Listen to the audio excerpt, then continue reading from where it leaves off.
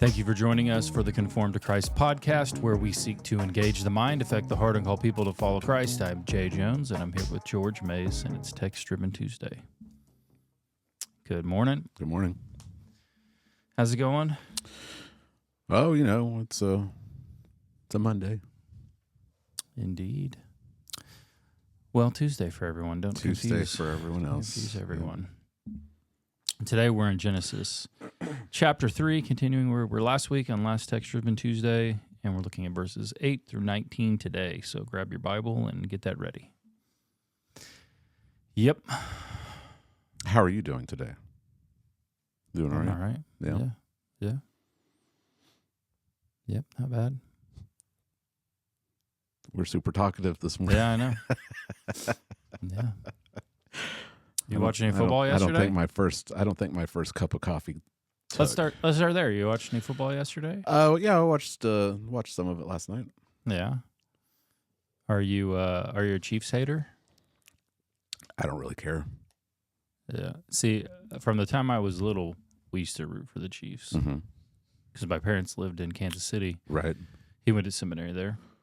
And so I remember watching Chiefs in Germany on I don't even know what that broadcast was. Yeah. And they've always been terrible, like my whole life. And now they're good. Now they're really good. But now everybody hates them. And they think the fix is in. Yeah. The fix is in for the Chiefs. Well, yeah. There seems to be shady calls in every football game. Yeah. What are you going to do? Mm-hmm. Yeah, I don't. You know, my son, he likes the Cowboys, so we're just kind of used to watching the team lose. So. Rough time to be a Cowboys fan. Yeah, but I've been a Cubs fan my entire life, so I'm used to it. I'm not. Yeah, I don't watch sports to see my team win. Oh. Yeah. Well, maybe they'll get somebody hired. That's pretty good. Who knows? Who? The Cowboys. The Cowboys. They hired their their defensive coordinator. Oh, never mind. Yeah. Take it back. Yeah, I saw a meme last night that said they've already been eliminated from the, from the playoffs. It's Jerry Jones. He's the problem. Yeah. He makes these dumb decisions like building this stadium that has Speaking of where the sun shines right in players' faces.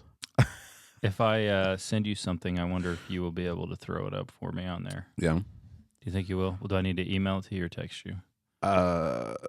If you message me, that will be a lot faster. If you do it on Facebook Messenger. Facebook Messenger. That'd be faster. All right, let's see if you can. Let's see if I can get this over to you. All right. It has to do with what we're talking about with Jerry Jones. Uh-huh. I thought it was pretty funny, but you know, there you go. All right, let's see. Let's see if it pops up for you. Yeah, there it is. Let's see. There you go. White Yoda looks like Jerry Jones, and there is an uncanny resemblance. Yeah, for sure. That's pretty good. Yeah, just take those ears off, and there he is. Yep.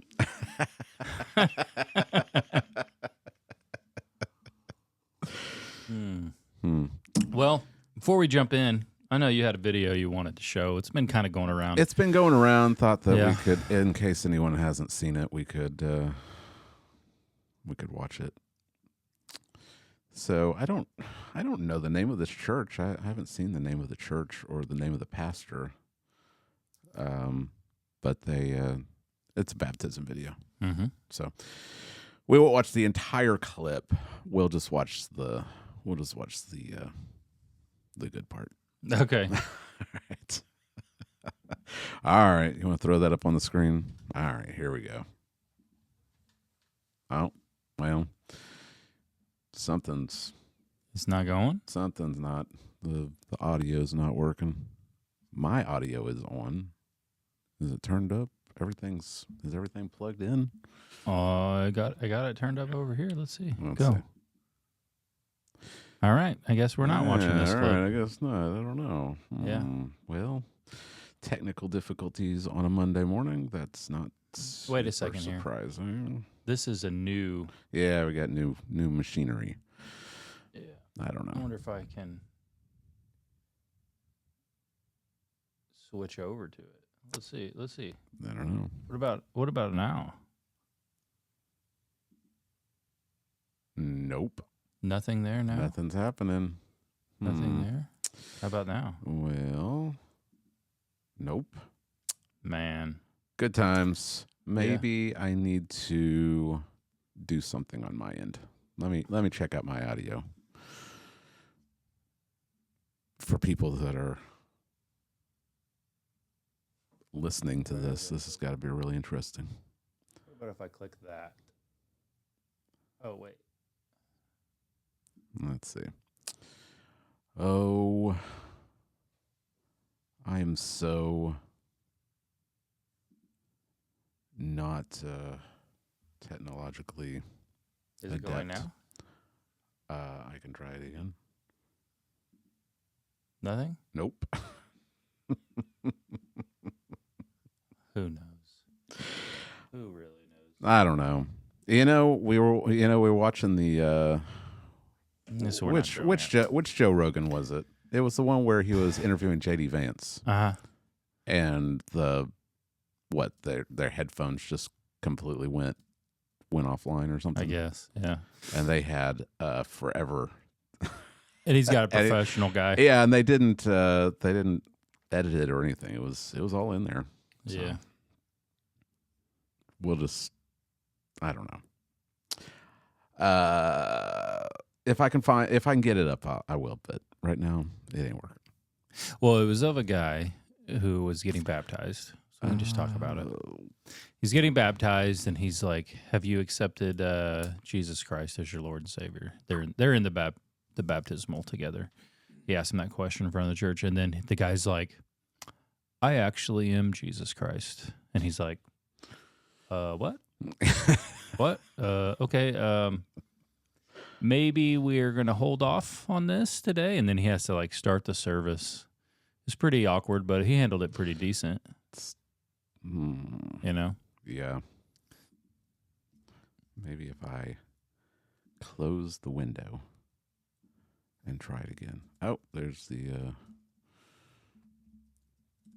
Jerry Jones again. Yeah, I mean it's a new roadcaster, so maybe we just don't know how to do it yet. Right. That's a possibility. So, yeah. Yeah. We can try it one more time. Nope. Not working. Nothing. Well, no big deal. Anyway, well, that was a bust. But the story is pretty crazy. So yeah, they're baptizing this guy or getting ready to, and he asked him. The pastor asked him, have you accepted Jesus as your Lord and Savior? And he says, I am Jesus. And the pastor's like, what? It's like, all right. You ask him again. He's like, his name's like Jared. I'm or back. Something. He said, I'm back. I'm back, boys. And he asked him again, and he says the same thing. I'm not Jared. I'm Jesus. And he's like, all right. Well, we're gonna pause. We're not gonna go through with it. Yeah. And they start the service. It's awkward. Right. It's really awkward. But there was more to the story that came out this morning, and the guy had gone through their entire baptism process, and he'd answered all their questions, like the pastor said, like an actual like genuine believer would answer them. Yeah, it was not a spontaneous baptism. No, it wasn't scenario. spontaneous. There are churches that do spontaneous baptisms and just invite whoever to come up. And if that was the case, then they just get what they deserve for not actually talking to people before they baptize them. But this guy, they probably have a baptism process like we do. where you actually talk to the person and walk through what baptism is and why and what's the gospel and are you believing it. And it sounds like they did that with this guy. But apparently they didn't know that he was a schizophrenic and didn't always take his medicine. And apparently this day he had not taken his medicine. Yeah. And for the rest of the service, the associate pastor had been talking to him, and eventually he drove him home. Yeah. I don't know how old this video is because the story I read said that later this guy killed somebody. Mm-hmm. And it said he went to prison. He said he was like I don't know how long. He said he was like a CIA Yeah, operative. the police said when they arrested Something him, like that. he was talking about being like a Pentagon official or something. Yeah. So I don't know how long. I don't know how old this video is. I didn't think it was very, very old. Yeah. Maybe it just said that he went to jail. I don't know. I don't know. But anyway, he was schizophrenic, wasn't taking his medicine, and thought that he was Jesus. Mm-hmm. Yeah, it's the only like maybe way to prevent anything like that would ever happen would be like to make someone wait like a year before you baptize them. It sounds like he'd been there for a while, and that they'd been like talking to him and stuff. So I don't know. But I was going to say doing that's not really biblical. Yeah. So you can only really do a screening the best of your abilities beforehand and watch and know the person. But you could have someone who just is lying too on top of that. I would imagine that like if you're diagnosed as a schizophrenic, you're not going around telling everyone about that. That would probably be something hidden in your life. He may have even thought that, well, I'm trusting Christ, and so I don't need to take my medicine anymore, and just stop taking it. Yeah. That's not good either. Yeah. So who knows? There's who knows what was going on. But the pastor handled it really well, and it doesn't sound like they were being negligent in like talking to someone before they baptized them. It's just one of those things. But you can go online. It's all over the place. You can find this video. And watch the guy claim to be Jesus. Mm-hmm. Yeah, it was bizarre. I imagine that there's probably some churches that would go ahead with the baptism. Yeah, even unfortunately, they probably would be like, "Well, you're not Jesus, but we'll baptize you anyway." Yeah, I don't know. Yeah, it's wild. I can't even imagine. I can't even imagine if that happened here. That would be really, really awkward. Mm-hmm. Yep. All right. Well, let's jump in here. Genesis chapter 3, 8 through 19. That was a rough opening there, Jay. Yeah. That was a real rough one. They get better though. Okay. All right. So this week, as you were preparing, I was kind of talking to you. How's it going? You're like, well, I don't know what I want to do yet because I've got two outlines, and I think one of them is better, but I don't really know how to present it. Mm-hmm. And it was kind of like the story theme format, which is what you ended up going with. Yes. And that's kind of how you opened your sermon. You say, like, we have all these great stories in the world, and they have these threads that make them good stories. Mm-hmm. And everyone's drawn to them. Whether you're a believer or not, humans just seem to be drawn to these kind of threads that make a story great. Mm-hmm. So you have like a broken world, say a world that's been broken, or there's a shadow over the land. There's some type of prophecy of a coming hero that's going to restore the land and make everything right. Yeah. And they're just in a ton of different stories through history. But they're drawing upon what you're saying as you began this, is they're drawing upon a real story. Mm-hmm. And we find that real story begins in the beginning part of our Bible. That's really what the Bible is about as a whole, but we get all of the elements in this confrontation because now God is coming. He's going to confront the serpent. He's going to confront the woman. He's going to confront the man, and we get all of these threads presented here at the beginning. Yeah, and they set up the rest of the Bible for us. Mm-hmm. So that's kind of what we're looking at today. Yeah, and I had the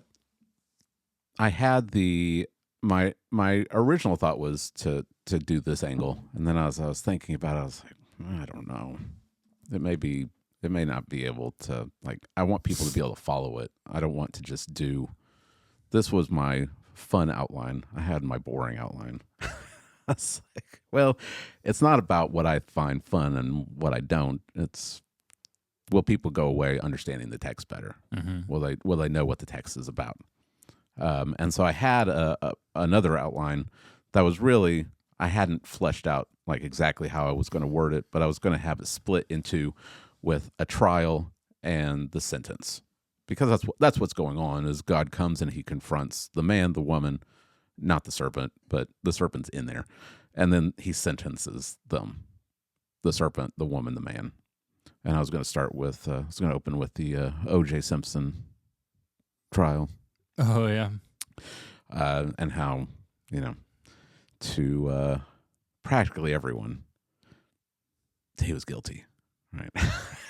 but he got off anyway, because there were a lot of missteps from the prosecutors.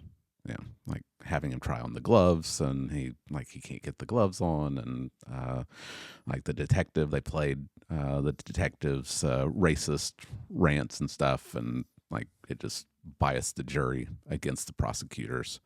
But even though OJ got off not guilty,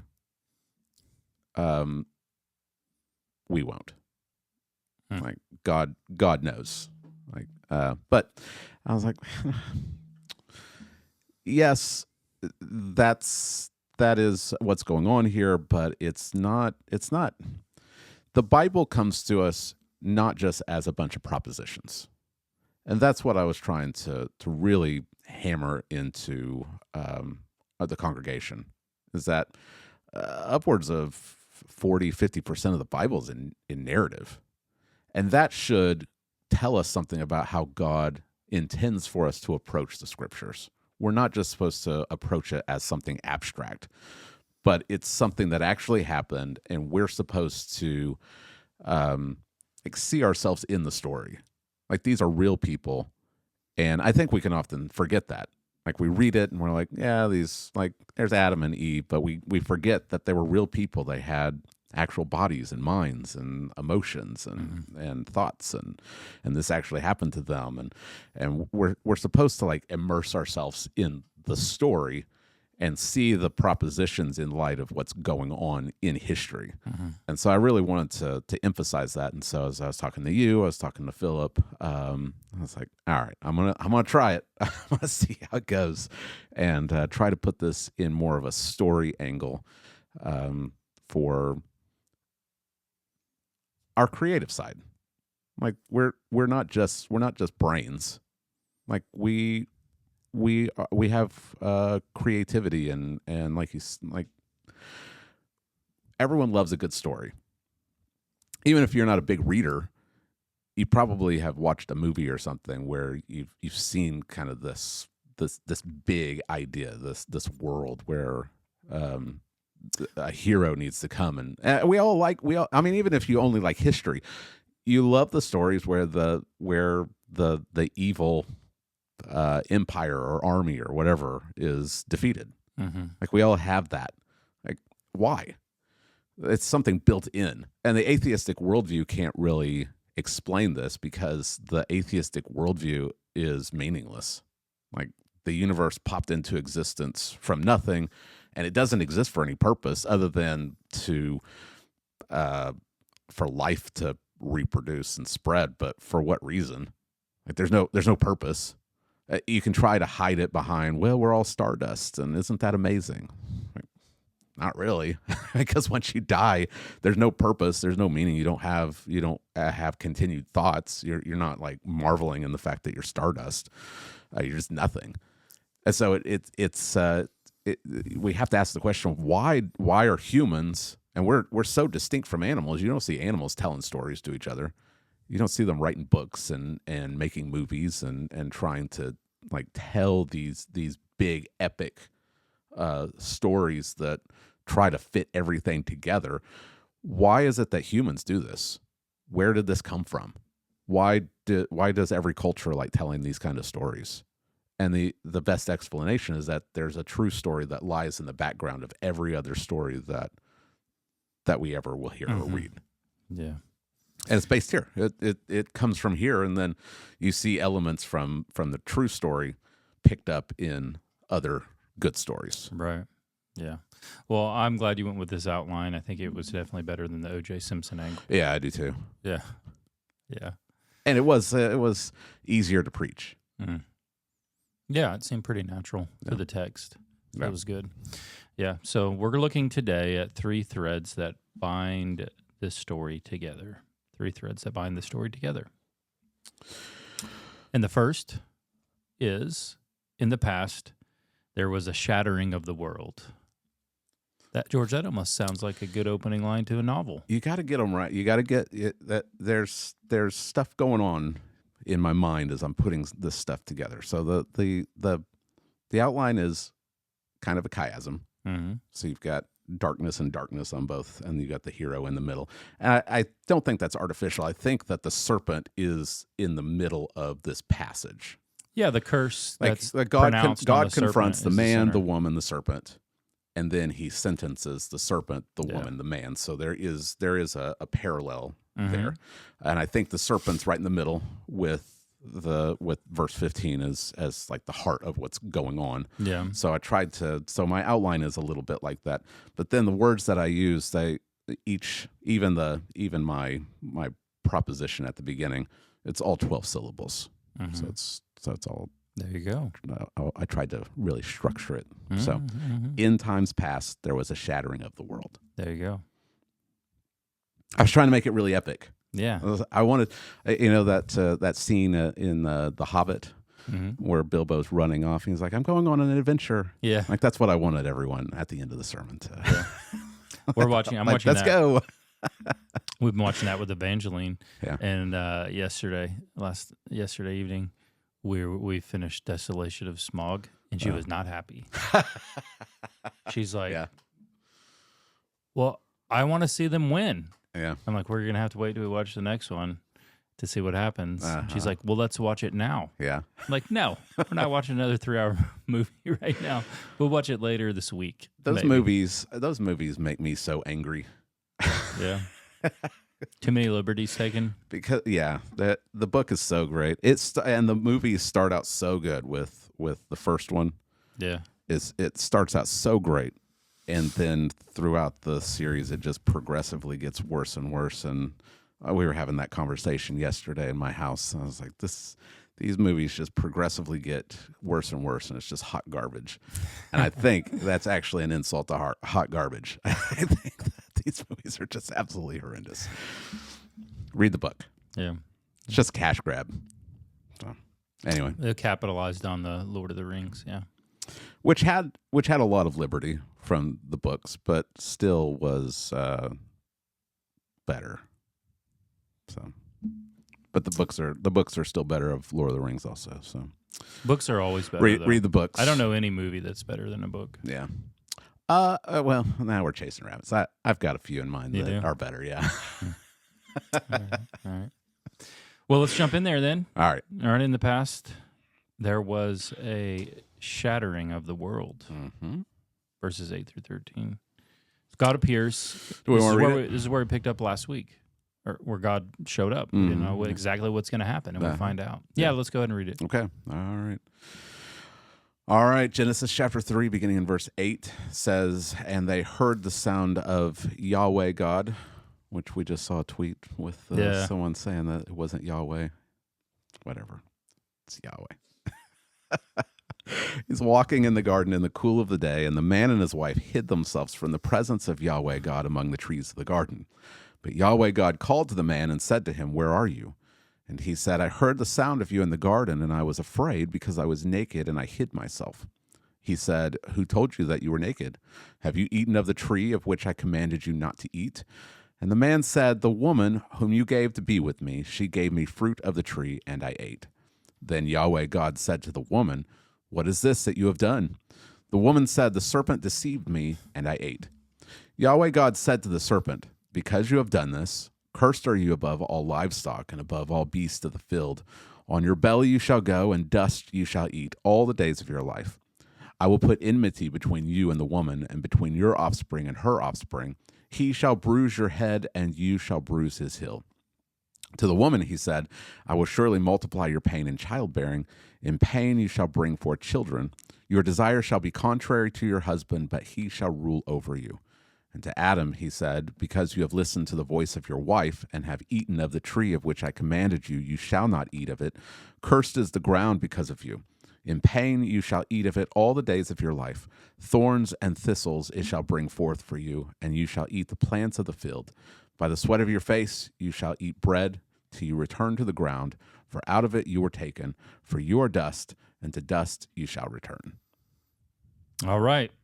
So God appears and he starts asking questions. Yep.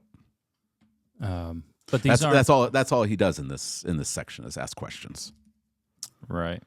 But I really like how you brought out, like, it should be obvious to us as we read the Bible that God's not asking these questions because he doesn't know these things. Mm. They're more like to help Adam realize the gravity of what has occurred here in his guilt. And I think that we can see that in the fact that, well, one, our theology tells us that God knows all things, but two, he doesn't ask the serpent any questions because he's not trying to get a confession out of the serpent. There's no hope for the serpent. There's no coming back for the serpent.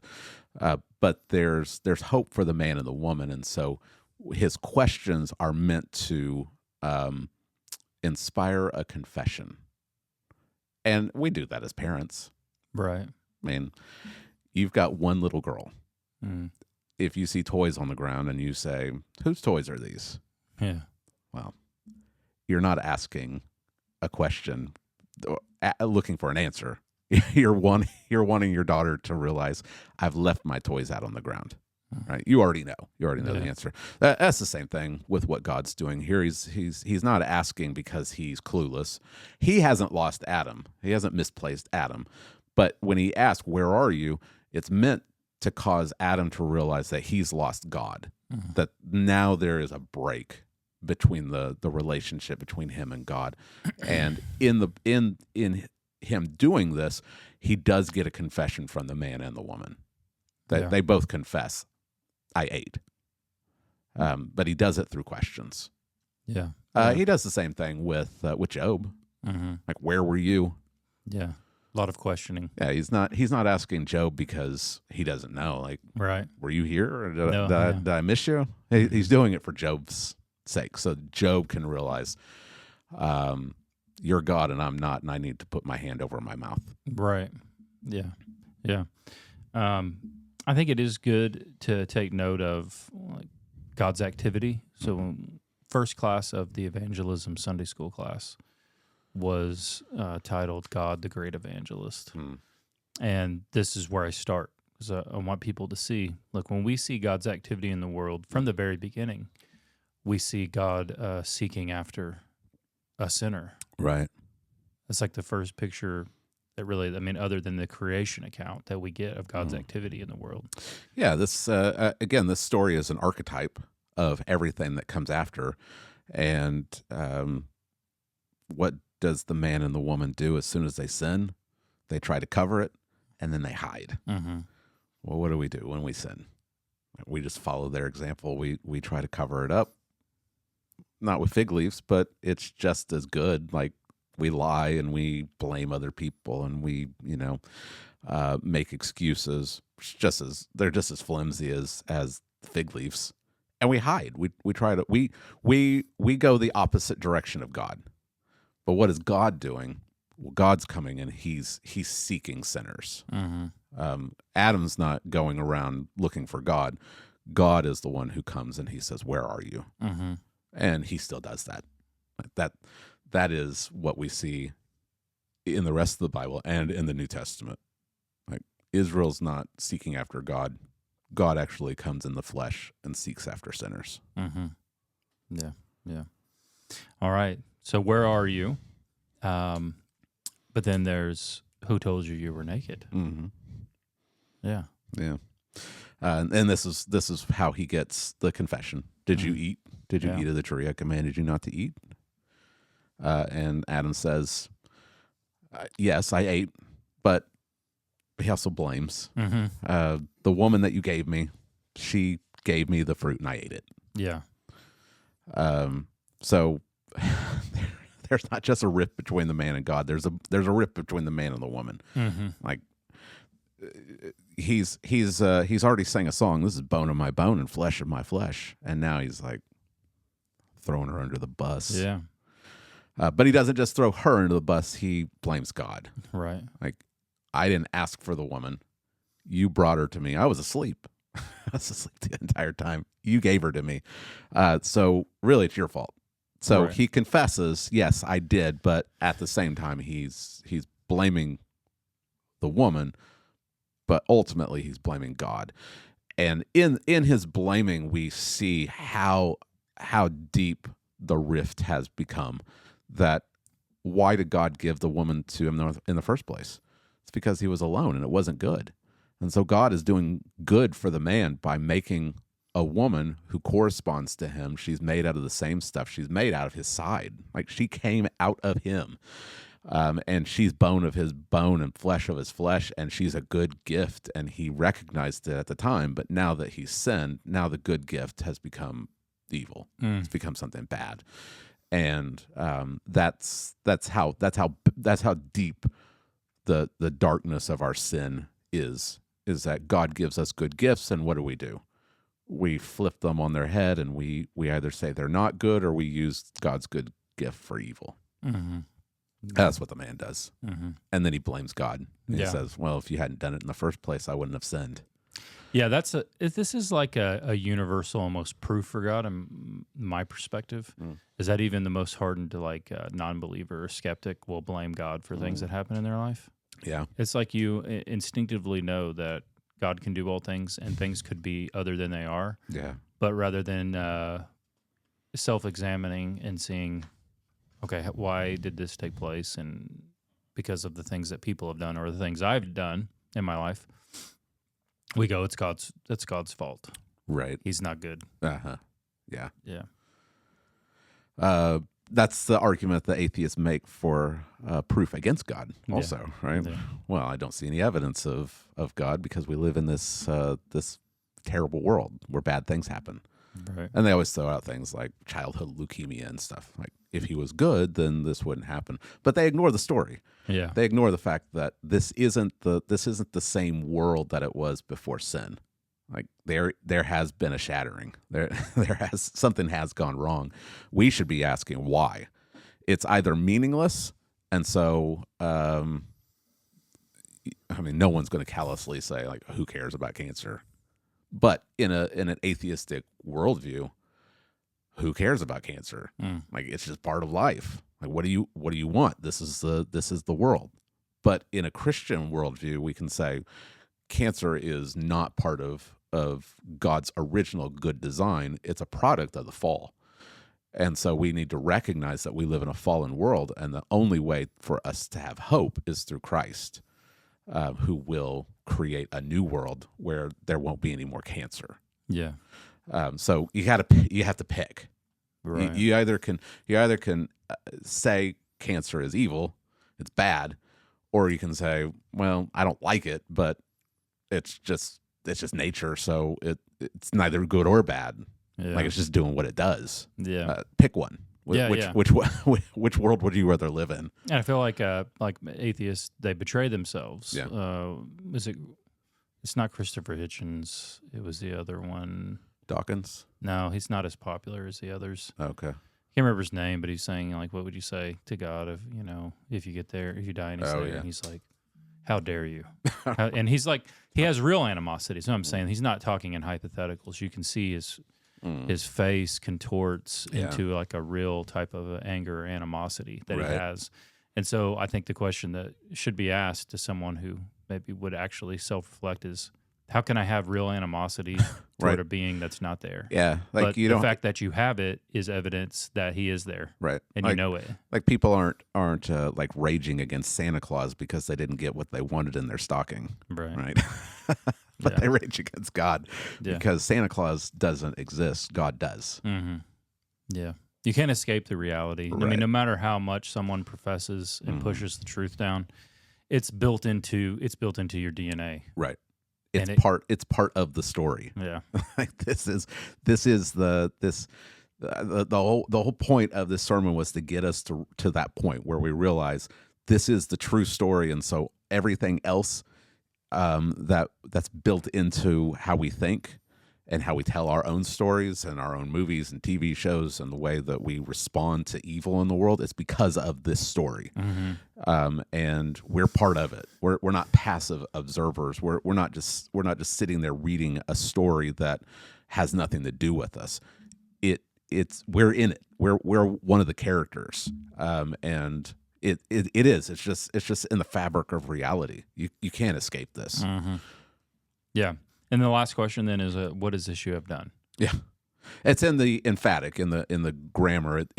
It's we could translate as what in the world have you done? Like, do you realize what you've done?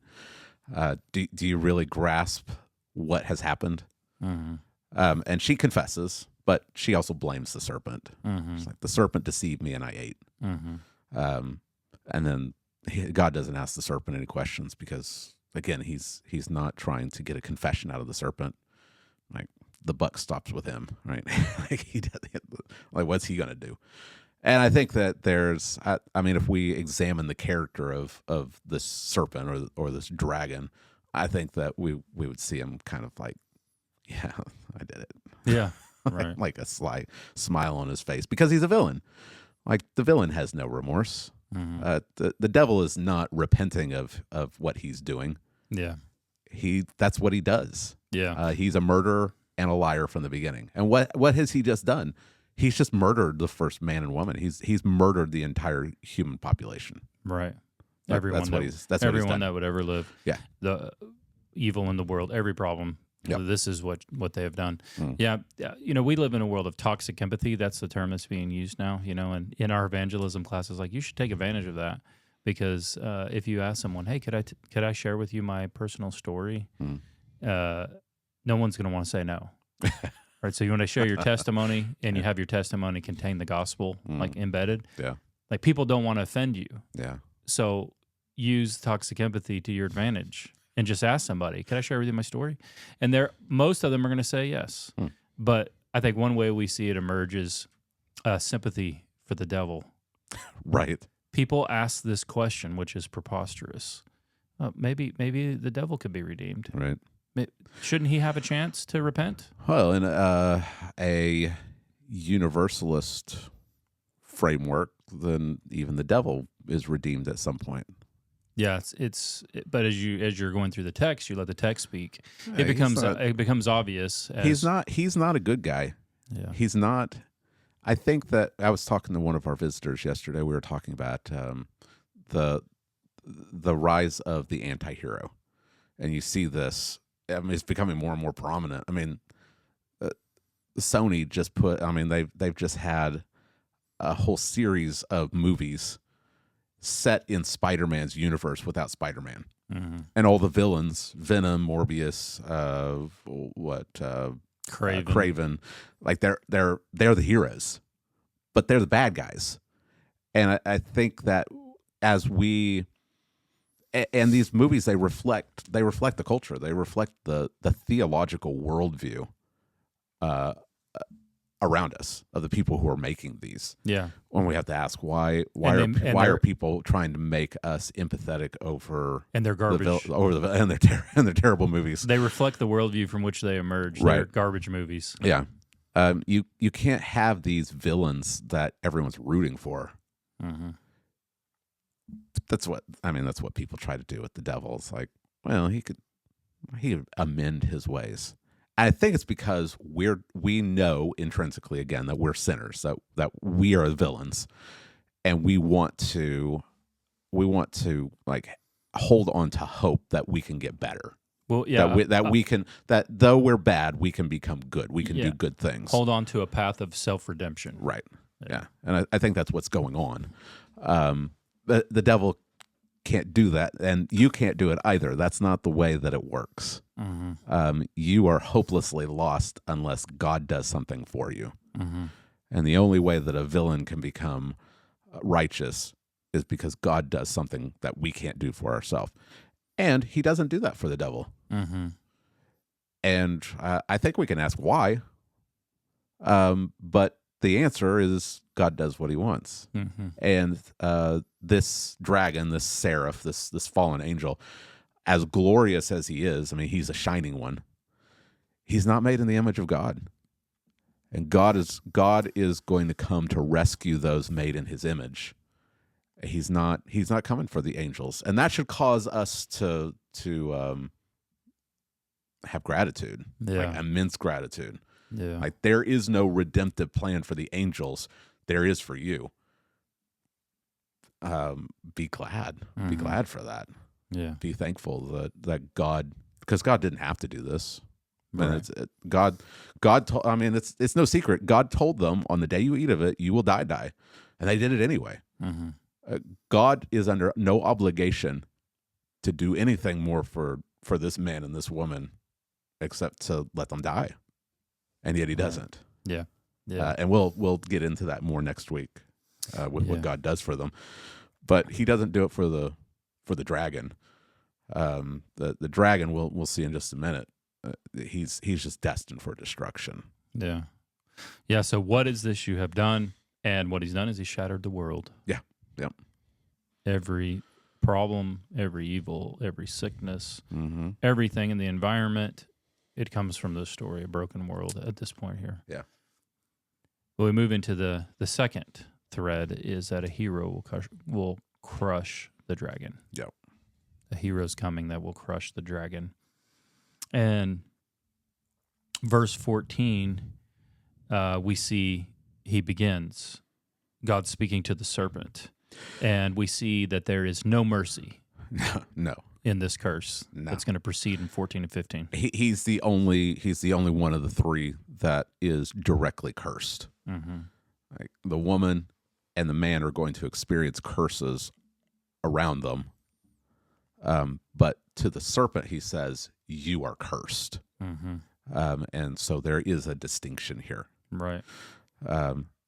And we realize that there's something that separates us from the angels, where we are we're broken images, but we're still image bearers of God. And so God, in his mercy and for the sake of his own glory, is going to redeem image bearers. And it's going to come at the expense of the dragon. But he deserves it. I mean, he is the villain. He is the villain. Right? Every other villain is a poor shadow of this one. He is a dragon. Yeah. So above, he is cursed beyond and above all things that have been created. You have to remember, he's a created being, and now he's been cursed. Beyond all of everything. And above all livestock, above all beasts of the field. The grammar again could be unlike the rest of the livestock and the beasts of the field. We have to remember that though the language used is serpent, that last week we saw this is not just a snake. Right. He's not just a talking snake. Like however you want to interpret it, I interpret it as he's a seraph. Like she's actually talking to an angel, but this seraph looks like a winged snake. He looks like a winged serpent. Right. Did you see I posted that picture in the church app? Which one? The one of the tablet that has, or the image that has. It's from Isaiah 6. I don't think I've seen it. No. Well, I hid it under the outline. Oh, really? From last week. Yeah, I didn't. So I didn't anyone that's in our church that didn't see it, go to the sermon page, look underneath last week's sermon outline, and I posted this image. Oh, it's in the replies. Yeah, It has a picture of God is pictured as a circle in the middle, and around him are the seraphim, and they look like winged snakes. Yeah. And this is from the 8th century BC. And so this is not just some crazy conspiracy theory. Like seraphim are burning ones. If you want to go conspiracy, George, we can. We can. Because we absolutely can. My claim is this is the origin of the reptilian race. Okay. You know, people say, oh, there's these reptilians. Mm-hmm. They're aliens. They're not aliens, though they are reptilian. Okay. That's my theory. All right. Yeah. So we have Genesis 3 with this serpent and millennia. Mm-hmm. Now we have like Hillary Clinton. She's a skinwalker. Yeah. She's got to go shed her Hillary and take on a new form in the coming new millennium. Yeah. Yeah. All right. And terrorize the world once more. So as we're reading 14 and 15, we have to remember this is not just a snake. He's more than a snake. Whether you take the position that the devil is possessing the snake and giving him the ability to speak, or you see this as he actually is a winged serpent. He actually is a dragon who is he's a supernatural being, which is my interpretation. The words, the address is to the devil. It's to Satan. Mm-hmm. And so we don't want to just say, well, this is the origin of why snakes crawl on the ground. That's not what's going on here. He's addressing this divine being, right? Yeah, yeah. And there's a play on words that he was crafty in verse 1, which is arum, and then now he's cursed, which is arar. Mm-hmm. So there's kind of the Hebrew kind of sounds the same, and that's how Moses is writing this. Like there's words that rhyme to help us to see, like, well, he's crafty, but he ain't that crafty because now he's cursed, and he can't escape it. And probably helped as people would tell the story, right, in their families, and remembering. Yeah. So we see then that he is cursed to go on his belly and eat dust all the days of his life. Yeah. And people, I remember thinking about this when I was a little kid and looking at like x-rays of pythons and how they're like, oh, look, they have little nubbies. Yeah, they've got little nubs. So it looks like maybe they have look like they used to walk. Yeah. But I think it just gives them better grip. Probably. That's what I think. Under their skin as they're on the ground, I think it helps them to push. Yeah, we don't want to think about it in just a materialistic view. Mm-hmm. We have to think. We don't want to read it just as 21st century Americans. We want to read it as what would the ancient Israelites have thought when they hear, "On your belly you shall go, and you'll eat dust." It's not just talking about the snakes have their tongues that come out and it gets dust on it. Like that's not the point. Like obviously snakes don't just eat dust. Like they eat rodents. Right. The language is humiliation. Mm-hmm. Like that's what's being communicated.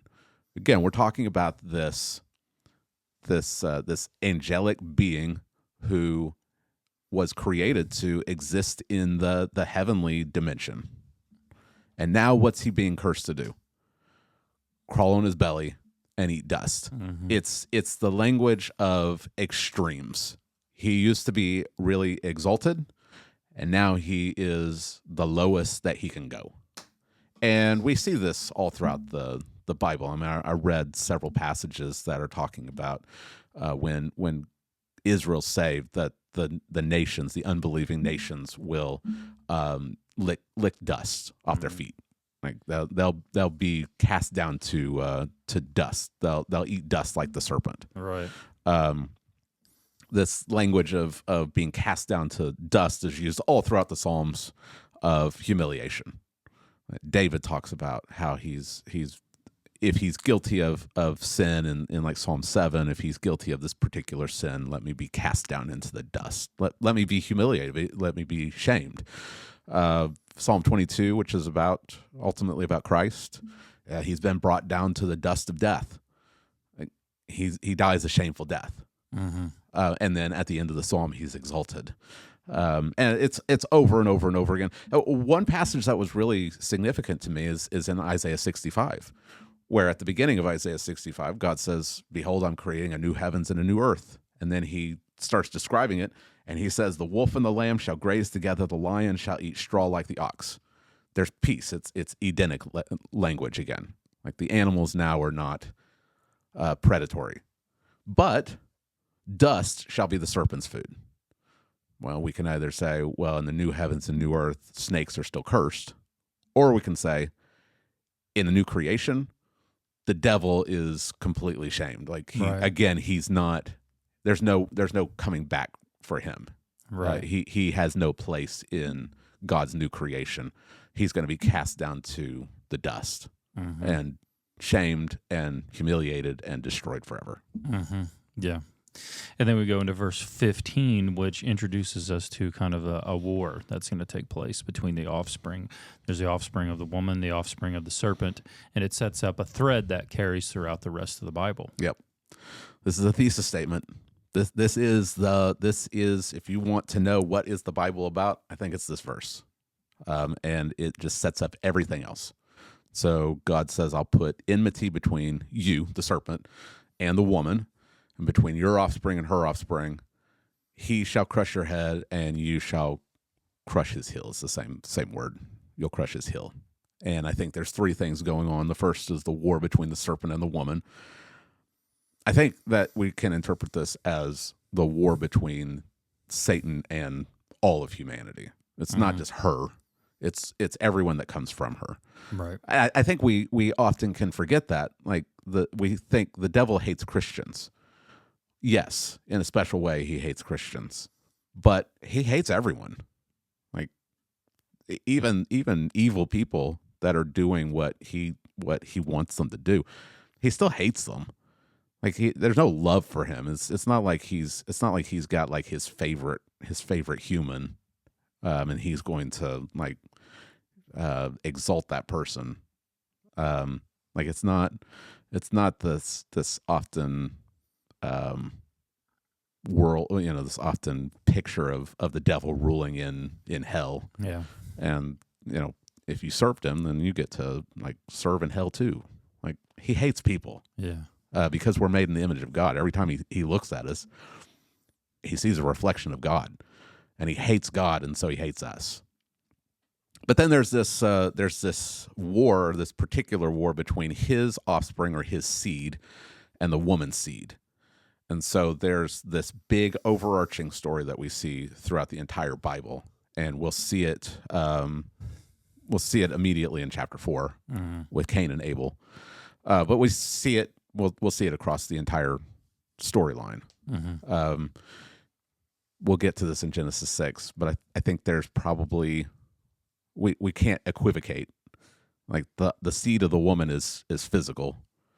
The seed of the serpent, I think there is something physical there also, but there's also a spiritual sense in which people who follow the devil can be called his seed or his offspring. Right. And that's how Jesus uses it in John 8. Right. When he's talking about the unbelieving Jews, you're doing what your father is the devil. Right. Not in a biological, physical sense, but in a spiritual sense. They're doing what he does.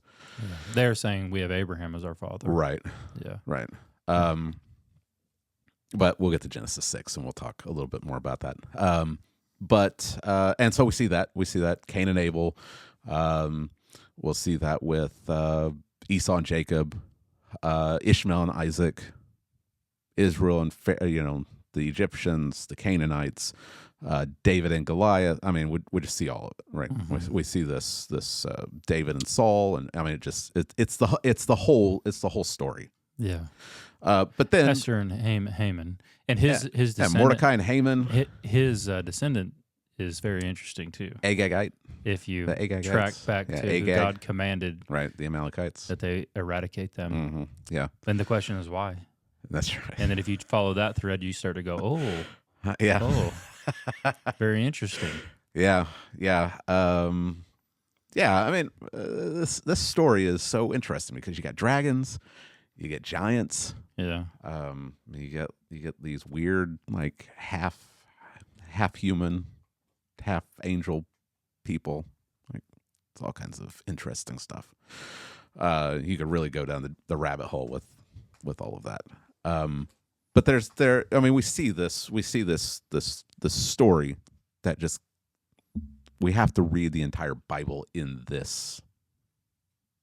following this thread. Mm-hmm. But then it culminates because offspring can be plural.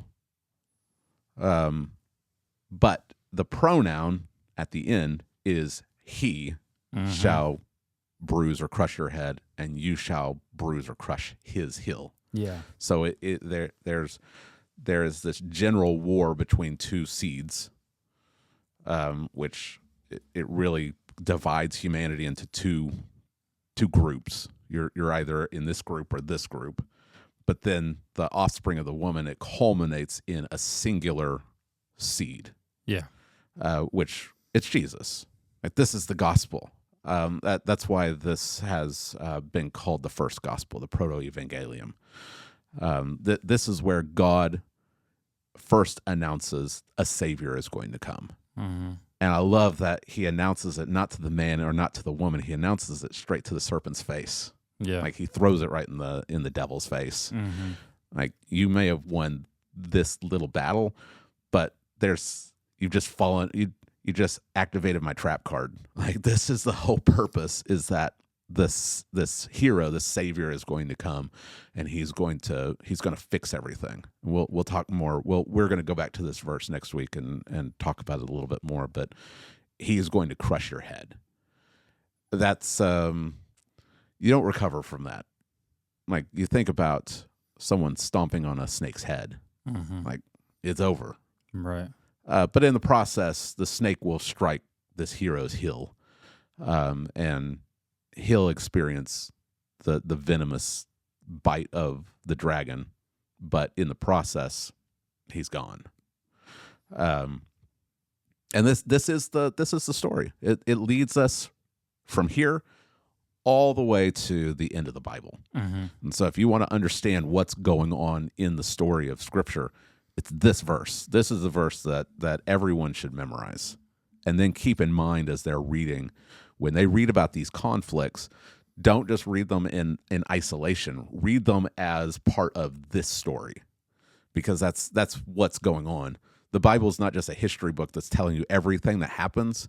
It's telling you the important parts, and we should ask ourselves, why is this being included? And how does it fit into this story? Yeah.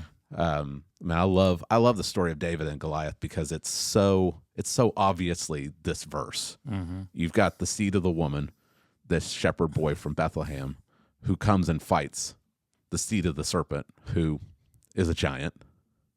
He's, we probably could call him a Nephilim, and he's described as wearing scale armor, like he's a dragon. Mm-hmm. he is literally coming dressed like the snake. And what does David do? He announces, I'm going to cut your head off. Well, we should be thinking, well, why does he say that? Yeah. Like that's not just a random detail. Like I think it's said like 4 times that with his own sword. Yeah, and I think it's 3 or 4 times we're told about Goliath's head. Like, well, the author is really interested in this giant's head. Well, it's because of this. What does David do? He slings a rock, and if you've ever seen people doing this, like it's like a bullet. Yeah, and it strikes him in the head, and then David goes over and cuts his head off. Well, what's happening? It's Genesis 3:15, right? And it just continues. We see it all over the place. We see it in Judges. There's several places in Judges where the villain gets his head crushed. David and Goliath, we see things like like Haman. He tries to eradicate the seed of the woman, and what happens to him? He gets hung on a tree. And it's just the story just continues. And it is interesting. It's the ones he had built for someone else. Yeah, that's right. Like it's his devices. Yeah. The divine irony that's in these stories, it's, if you're reading it in light of Genesis 3:15, it will open up the Bible for you. And you'll start reading these stories in a new light. Yeah. All right, good. And then we move on to the final thread. Until then, a shadow lay over the whole world. And now we have God talking to the woman and then to the man. Yep. So talk to us then about what God says to the woman. He tells her that her pain in childbearing is going to be multiplied, and that in pain she shall bring forth children, and that there's going to be conflict between her and her husband.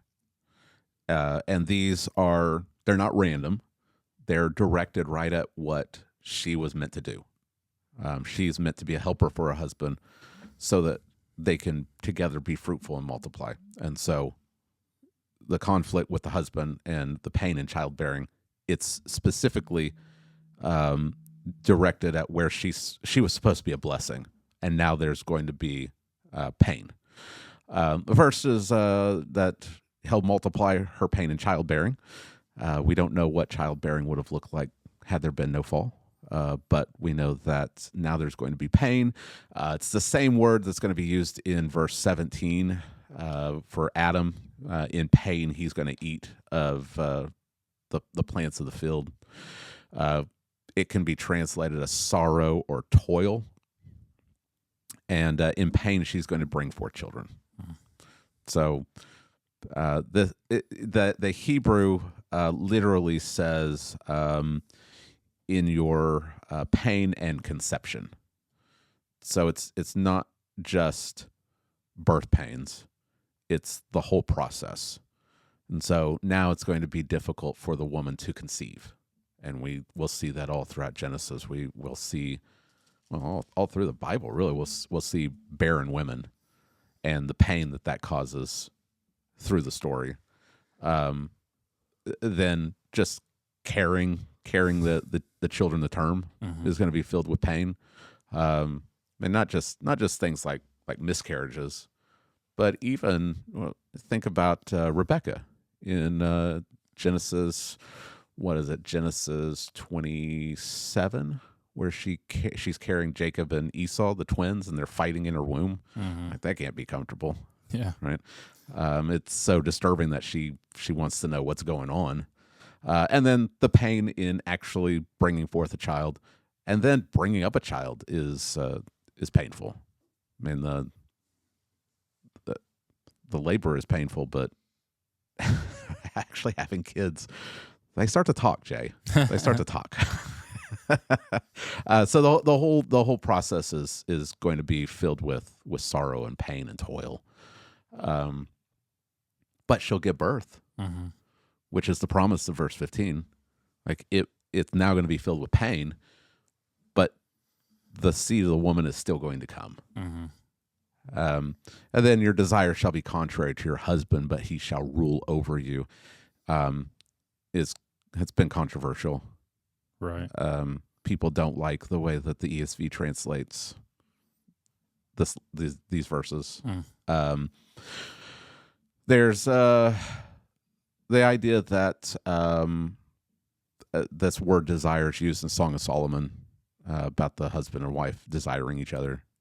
So one interpretation is that despite the pain of childbearing, the woman is still going to desire her husband and desire to have children with him. There's the feminist interpretation that says that this is actually a product of the fall, that the gender distinction and roles between the husband and wife are actually part of the curse. Yeah. Which exegetically just doesn't make any sense, because we've already seen the gender distinctions and the roles between husband and wife in chapter 2. Right. Like, they already are different. She's a helper in chapter 2. and that's part of God's good design. It's not something that's a product of the fall. I didn't bring it up. We can bring it up here in the podcast. Okay. That there's the idea that sex is part of the fall, that it's sinful. This is the Mormon view. Did you know this was the Mormon view? I didn't know that. That it's that the sexual relationship was sinful, but it also is the only way you can be fruitful and multiply. So in order to be obedient, you have to be disobedient. Bizarre. Very bizarre. Yeah. But there's more fundamentalist Christians that would have some of the same views on the sexual relationship. Yeah. That this is part of sin. Very weird. But we see that in chapter 2. Yeah. God already told them in chapter 1 to be fruitful and multiply. Right. Like that's part of their role, is to fill the earth with image bearers. And then God brings to Adam a wife in order for them to be fruitful and multiply. The sexual relationship is part of God's good design. But now it's going to be filled with some pain, because I think that the way that we're supposed to interpret these two lines is marital conflict. Yeah. And we can see it in chapter 4, verse 7, with the story of Cain. Cain is he's rebuked for not. God doesn't accept his sacrifice, and so in response, he's angry. And God says that sin is crouching at the door. Its desire is for you, but you must overcome it. Yeah. And it's the same words that are used here. It's so similar that you're supposed to view them as parallels. Right. What does sin want to do? Its desire is for Cain. It wants to overcome him. Well, what's Cain supposed to do? He's supposed to master it. He's supposed to overcome sin. Well, what's going on here? The woman's desire shall be contrary to your husband, or over your husband, over against your husband, but he shall rule over you. And I think what's going on is that the woman now, God's good design is that the husband's supposed to be the head of the family. He's supposed to be the head of the wife, and he's supposed to love and protect his wife. The wife is the helper to the husband. He has authority over her as her head, but she's supposed to come alongside and help him. And together they're supposed to mutually love and serve each other and bear children. Right. But now the woman's desire is to usurp her husband's authority, and in response, the husband is going to lord over her. Right. Not be a loving head over her, but he's going to lord over her. He's going to be harsh. Right. And we see that. Or domineering. Yeah, domineering. Yeah. In the worst cases, abusive. Right? And that's what we see. That's what we see in marriage. I mean, even the best marriage has conflict. And one of two things usually happens. The husband is passive, and the wife becomes the head. Yeah. She becomes domineering. I've seen that in 2 church splits, and that's what happens. Like it's filled with domineering women and passive men. Or you'll see the woman will try to usurp her husband's authority, and he'll respond not with loving correction, but with harshness. And so there's going to be like a spectrum. But you're going to see conflict between the husband and wife. Right. Instead of them being one flesh, that one flesh is going to now come in the conflict. They're not always going to be in agreement. They're not always going to be serving each other. They're going to often be serving themselves. Yeah, I like how you brought that out about how it can happen in the church. I think I told you back in my seminary days, well, been a ways back now, but my pastoral ministry professor, he had been a pastor over 50 years, and he warned us. He said, "I'm going to warn you that all the problems you're going to have in your church are going to come from 2 people. It's going to come from a domineering woman who dominates at home, and her husband is passive, and she'll do the same thing in the church.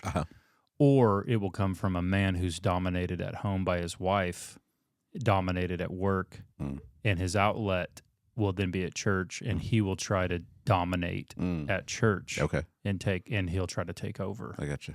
Yeah. And and it's not just the ones that we've talked about with you, but I have many other friends that are pastors. Yeah. And to this day Uh-huh. has always been those two. Right. It gets right back to this here at the beginning. Right. Yeah. Yeah. Yeah. That's obvious. I mean, I would hope it would be obvious. This is not to talk down about women in the church. It's just a warning. This text is a warning to us about being aware of Satan's designs. He'll tempt us to either to guys to be passive or to be hostile and harsh, or for women to be domineering. It's only as we are obeying the original good design and roles for men and women that we'll experience blessings. Mm-hmm. And that's not just in the home; it's in the church, Right. and I think in society also. Yeah. Yeah. So, yeah, we have to be aware of this is how this verse 16 is. It's a pronouncement from God on how the world's going to work, and as God's redeemed people who've been filled with His Spirit, we ought to be obeying God's word, and through that we'll experience blessings that go back to how it was supposed to be. Right. I mean, we look at our culture and we see it and we're like, well, this is bad, but it's expected. Mm-hmm. But when it happens in the church, that's when we should really be upset. Mm-hmm. Like it should upset us. And so again, we should be guarding our marriages against our sinful proclivities, Mm-hmm. our selfishness. Yeah. Right. Yeah. It's only as we follow God's word that we'll experience blessings. But again, even in the best of marriages, you're going to experience conflict, and that's where we recognize that we're both sinners and we need to repent and trust in Christ. Okay. Yeah. So let's now look at what God says to the man. And this has to do with not just the man, really with the whole world. Yeah, because he's the representative. He's the covenant head. Yeah. Like that's why God confronts him first in verses 8 and 9. Yeah. Is because he's the responsible one. He's the prophet, priest, and king in the garden temple. And now he's saved for last because he's the one that should have stopped this. And so he is the representative of all humanity. And we see this in places like Romans chapter 5, which you'll get to in a few weeks, and we'll be able to connect this stuff together. Mm-hmm. So I didn't want to really do a deep dive into that. Like if you think that that's not fair, well, you're going to have a hard time with the gospel because representation goes both ways. It's not just Adam that represents us and we experience the effects of his sin, but Christ as the new representative, we experience blessings because of his obedience. And so it goes both ways. Yeah. Yeah. And this is just the way that God has designed the world to work. We see representation all throughout the Old Testament. Achan sins, his entire family is put to death. Why? Because he's the representative. David sins, and Israel falls under a plague because David's the representative. It's just, you can fight against it. This is just the way God's designed the world. But we see it here with Adam. He is the representative for the entire world. And if you don't like the way that Adam acted, the harsh truth is that you would have done the same thing. And every day we prove to ourselves and to everyone around us that we're sons and daughters of Adam. We are just as guilty as he is. And so his sin was our sin. And the consequences of his sin stretches out to everything, including the world. Like the world itself is affected by Adam's fall. This is another reason why I hold to a younger earth, is that the cataclysms that we see in the world, I think that they're tied to Adam's sin. I don't think God's good world had tornadoes and earthquakes and hurricanes. I think that's part of the fallen world. Right. And so when Adam sins, it's not just him, it's the animal world, and it's just nature itself is fallen, Yeah. which has theological implications, eschatological implications, because Jesus, he doesn't just redeem his people, he redeems all of creation. And so Romans chapter 8 tells us that all of creation is groaning in birth pains as it waits for the adoption of the sons of God, because it knows that when the sons and daughters of God are glorified, that with it, the earth will be restored. Yeah. Because there's a direct connection. Mm-hmm. And we see it here because Adam in verse 17, it says, because you've listened to the voice of your wife, where he should have been listening to the voice of God. He should have been listening to God's word. And he's eaten of the tree that he was commanded not to eat. Cursed is the ground because of you. So he comes from the ground. Adam is from the Adamah. And so now, because Adam's sin, the whole Adamah is cursed also. And in pain you shall eat of it all the days of your life. Yeah. Good times. Yeah. Right? Yeah. It's interesting that the focus is still on eating. Right. They were told they could freely eat of all the trees except for the one. That's not good enough, so they eat from the tree of the knowledge of good and evil. And now, because they ate, now they have to eat in pain. Yeah. We were talking about this Wednesday night in our prayer meeting. We were looking at Psalm 106, and we were talking about there really is a biblical theology of food. Like, it starts in Genesis 2 where they can freely eat, and you see this emphasis on food that reaches to the New Testament and the Lord's Supper, and ultimately the wedding supper of the Lamb. So there's just food throughout the entire thing. It's really interesting. Mm-hmm. It is. But he's cursed. The ground is cursed, and so now he thorns and thistles pop up. If we go back to chapter 2, it says that when God created, these things didn't exist. Like they weren't there yet. So this is a new development, thorns and thistles and weeds and things that are going to cause toil for the man. Mm-hmm. And he's going to eat by the sweat of his face. Mm-hmm. So what we need to see is that now his work is going to be filled with toil. It's going to be filled with pain. Not that work is a curse, right? But that work is cursed. Yeah. So work is part of God's good design. Adam was supposed to work. He's supposed to have dominion. That would have been work. He names the animals. That's work. He's supposed to work and keep the garden. That's work. The woman is supposed to be his helper in his work. But now his work is going to be filled with vanity, is what Solomon says in Ecclesiastes. Right. You plant a garden, and what pops up? Yeah. You don't have to do anything. Weeds pop up. Mm-hmm. What do you have a hard time getting to pop up? Everything else. Right. Like whatever you planted. The weeds are really easy. It's everything else that they have a hard time with. It's because of this. Mm-hmm. But it's not just farmers that experience this. Anybody who's worked sees this. Mm-hmm. I mean, your paperwork never goes away. You feel like you're never getting ahead. And even we can feel that on Monday mornings.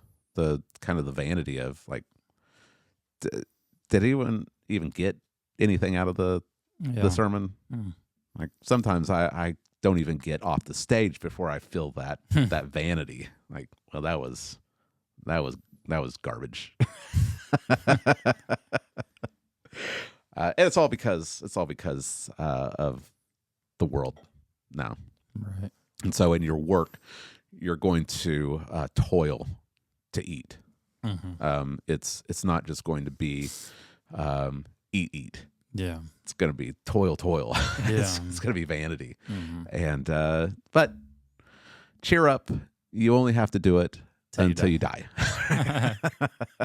which is the final verse. Right. That by the sweat of your face you shall eat bread till you return to the ground, for out of it you were taken, for you are dust, and to dust you shall return. Yeah. So we labor, we toil, we experience pain and sorrow and suffering, but it will all end. Yeah. Because one day you'll die. One day you'll die. Yeah. And we try to hide that. We try not to think about that. Mm-hmm. Our world, we try not to think about death too much, but it's the shadow that we lay under. Right. We all are going to die one day. Yeah. And we can try to distract ourselves from it or numb ourselves to it, just ignore it, but it still hangs over our head. And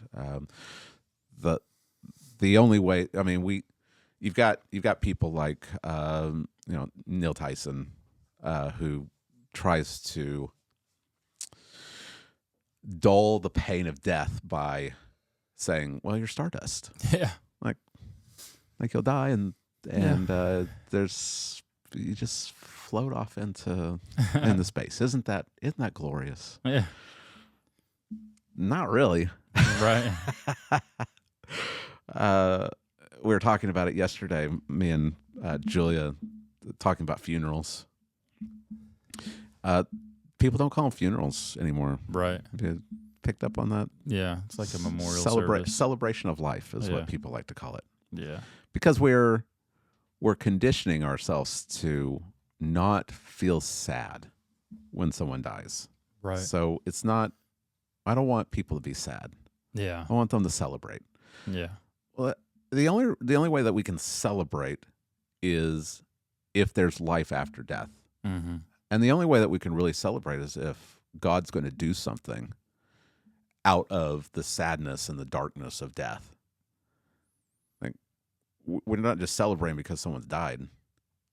They completed their run. Yeah. So let's celebrate. Mm-hmm. Like, what are we celebrating? Right. We celebrate because Christ has been raised. Mm-hmm. And we profess that when Christ comes, that those who are trusting in him, we also will be raised. That's reason for us to celebrate, even as we mourn the fact that death is not part of God's original design. Yeah. We're not supposed to treat death like it's natural. Right. It's unnatural. Mm-hmm. It's unnatural for the body and the soul to be separated from each other. Paul talks about it as being unclothed. Like taking down a tent and you're just exposed to the elements. Mm-hmm. That's the unnatural aspect of death, is that your soul is not meant to just, you're not meant to just be a ghost. Mm-hmm. Right. The good news of the gospel is that when Christ comes, your soul and your glorified body will be joined back together, and you'll never die. Mm. Death will be destroyed. Yeah. That's the good news. That's Right. reason to celebrate. But that's in the future. Right. So it's okay to mourn now for the unnaturalness of death. But for the Christian, the sting of death has been dulled because Christ has been raised. Right. And so we actually do have hope. But it's not a hope that the rest of the world has, even though they will try to act like they do. Right. The terrors of death are still there. Mm-hmm. Even if you try to ignore it by just binge watching TV and just not thinking about it. I think one of the worst things about our world is that it's never quiet. It's never quiet. You never have time to think. Yeah. But if you turn off the TV and turn off the phone and get away from all the noise, you'll start to contemplate things like your own mortality. And that's good, because when you contemplate it, then you realize that it's terrifying. Mm-hmm. And the only hope that we have is in the gospel. Yeah. That's good. That's good. Okay. One more sermon. What are we doing next week? One more sermon. I think that I'm going to title this "The Gospel of Genesis." Okay. And so we're going to look at we're going to look at verse 15 in a little bit more detail, and then tie it into verses 22 through 24. Okay. So All right. Good stuff. All right. Well, thanks. It was a very good sermon. I thought it was a wise choice to go with the outline you went with, and Thanks. I thought it was very good. Hope Thanks. people enjoyed it and were able to learn and to grow in their faith because of it. So thanks for tuning in today. If this has been a blessing to you, this Texture has been Tuesday, please share it with a friend. Maybe write us a review, and we hope you'll be back next week as we finish up this section of Genesis. We'll see you next time. Bye-bye.